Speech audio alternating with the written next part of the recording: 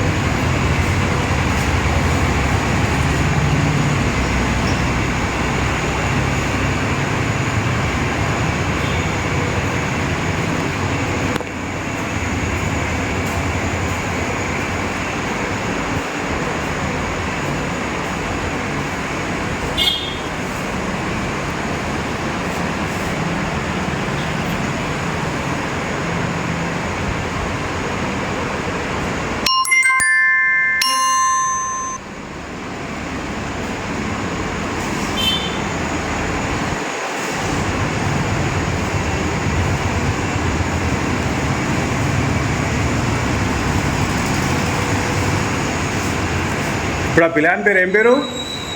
ఈ అబ్బాయి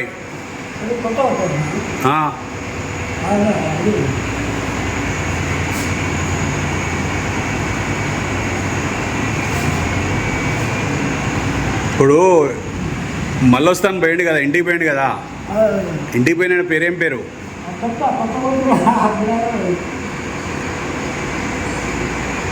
ఇప్పుడు ఆఫీస్కి వచ్చినాక ఇంటికి పోవద్దు కదా, మళ్ళీ ఇంటికి పోతాడు ఆయన.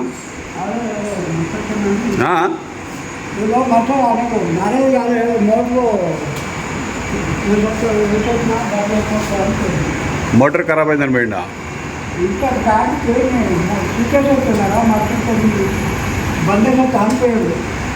అట్లా పోవద్దు కదా, గవర్నమెంట్ ఆఫీస్లో పనిచేసే వాళ్ళు డ్యూటీకి వచ్చిన తర్వాత మళ్ళీ ఇంటికి పోకూడదు కదా.